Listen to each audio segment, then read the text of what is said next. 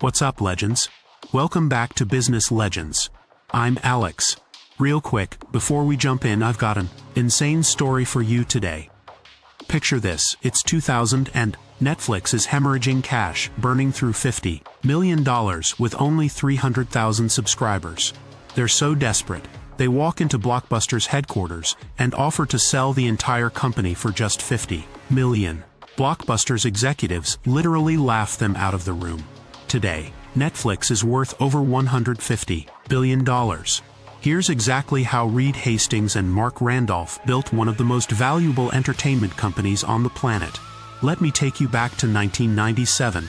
Reed Hastings just sold his software company for $750 million. The biggest acquisition in Silicon Valley history at the time. He's carpooling with this guy Marc Randolph, and they're throwing around business ideas. Marc wants to build the Amazon of something. They consider everything, personalized shampoo by mail, custom dog food, you name it. Then Reed hears about this new technology called DVDs. They're these thin discs that could replace VHS tapes. But here's the thing, nobody even has a DVD player yet. They're so new, Reed and Marc can't even find a DVD to test their idea. So they do something crazy. They drive to a music store in Santa Cruz, buy a CD, stick it in a greeting card envelope, and mail it to Reed's house. Next day, Reed calls Marc. It came.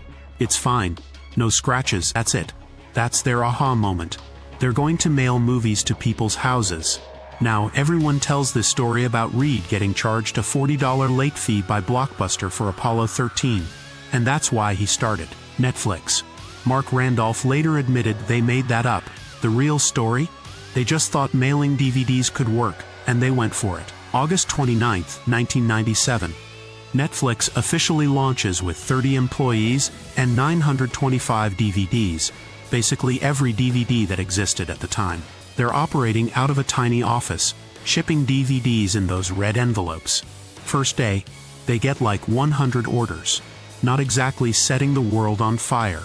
But Reed's got a different vision. While Blockbuster is making bank on late fees, we're talking $600 million a year just from late fees. Reed's thinking, what if there were no late fees? What if you could keep a movie as long as you wanted? Here's where they almost die before they even get started. Jeff Bezos wants to buy them. The Amazon founder offers between $14 and $16 million. Marc's thinking they should take it. But Reed owns 70% of the company, and on the plane ride home, he says no. They're going to do this themselves. 1999. This is the move that changes everything. Netflix ditches the pay-per-rental model completely. Instead, they launch something revolutionary. Unlimited DVD rentals for a flat monthly fee. No due dates. No late fees. Keep the movies as long as you want. The market goes insane for it. Within months, they jump from struggling to get subscribers to explosive growth. But they're still burning cash like crazy. And I mean, crazy. By 2000, they've spent over $50 million, and they're nowhere near profitable. Then the dot-com bubble bursts. Companies are dying left and right. Pets.com? Dead. Webvan? Gone. Cosmo? Toast. Netflix is bleeding money, and they've got maybe 6 months of cash left. This is when things get desperate. Reed and Marc know they need help, and there's only one company with the infrastructure to save them, Blockbuster. At this point, Blockbuster has 9,000 stores and is basically printing money. September 2000. Reed Hastings, Marc Randolph, and CFO Barry McCarthy fly to Dallas. They're going to pitch Blockbuster on buying Netflix for $50 million. They walk into this massive conference room in the Renaissance Tower, the tallest building in Dallas. John Antioco, Blockbuster's CEO, walks in wearing loafers that probably cost more than a car. The Netflix guys make their pitch. Blockbuster runs the stores. Netflix runs the online business. They join forces to dominate home entertainment. There's dead silence. Then Marc notices something. Antioco's mouth is twitching. The man is literally trying not to laugh. Antioco finally speaks.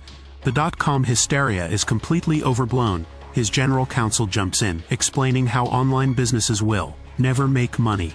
When they ask about price and hear $50 million, that's when Antioco loses it. He's struggling not to burst out laughing. The meeting ends. Netflix executives are basically told to get lost. On the plane home, nobody says a word. They've just been humiliated by the biggest player in their industry. But here's what Blockbuster didn't understand. Technology was about to eat their lunch. Reed Hastings isn't the kind of guy who gives up.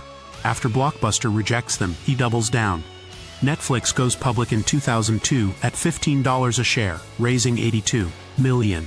Now they've got runway. But Reed's already thinking 3 steps ahead.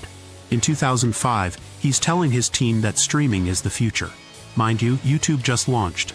Most people still have dial-up internet. Streaming video? That's science fiction to most Americans. Reed doesn't care. He tells his executives, "We need to make streaming happen before someone else does."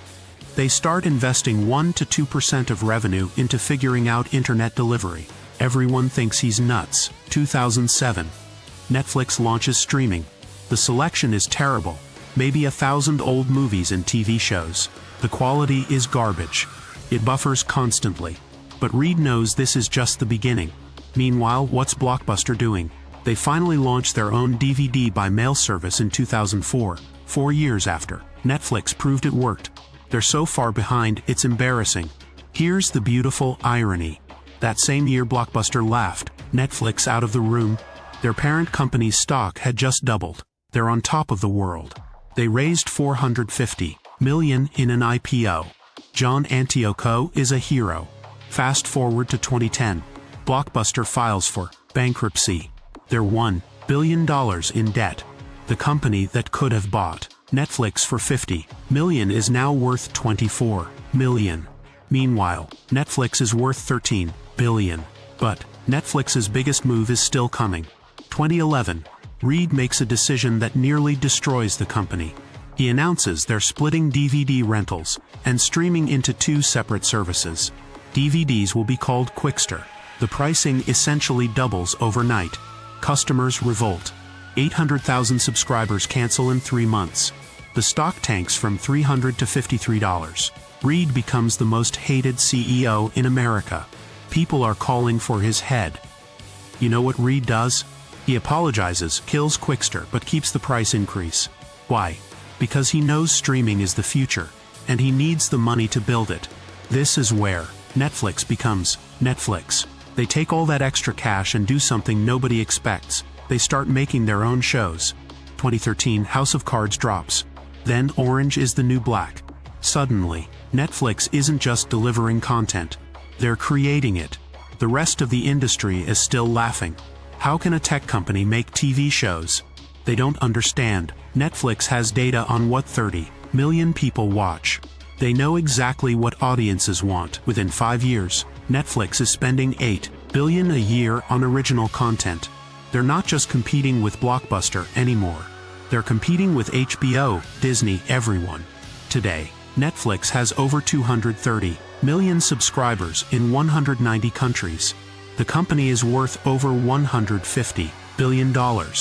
They've won Emmys, Oscars, completely changed how the world watches entertainment.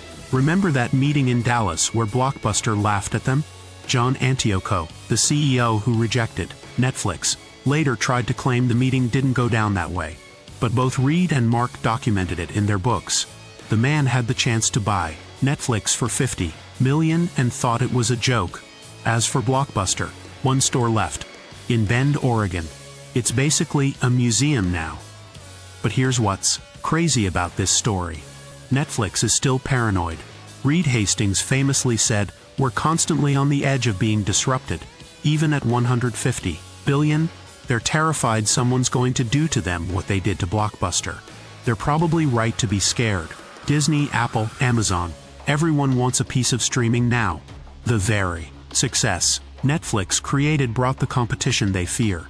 Reed stepped down as CEO in 2023, handing over to Ted Sarandos and Greg Peters. But he's still chairman, still pushing them to take risks. Because he knows the moment you stop innovating, you become Blockbuster. Marc Randolph? He left Netflix in 2003, way before the streaming revolution. Sold his shares early. Could have been a billionaire. But he says he has no regrets. He's the guy who starts companies, not scales them. He's out there mentoring entrepreneurs, writing books, living his best life. You want to know the real kicker? That DVD by mail service that built Netflix? The one Blockbuster laughed at? Netflix finally shut it down in 2023. Shipped their last red envelope. The very thing that made them is now just a footnote in their history. From mailing CDs and greeting cards to reshaping global entertainment. From getting laughed out of Blockbuster's office to putting Blockbuster out of business. From 50 million rejection to 150 billion valuation. Alright, 3 quick takeaways from Netflix's story. 1. Your biggest weakness can become your biggest strength. No stores? That became Netflix's superpower. 2. When giants laugh at you, you might be onto something revolutionary. 3. Disrupt yourself before someone disrupts you. Even if everyone hates it. Look, every single company we cover started with someone who decided to bet on themselves. Maybe that's the real lesson here. If this story fired you up, hit subscribe and ring that bell. Drop a comment below. Which company should I cover next? I read every single one. Until next time, keep building your legend. Peace.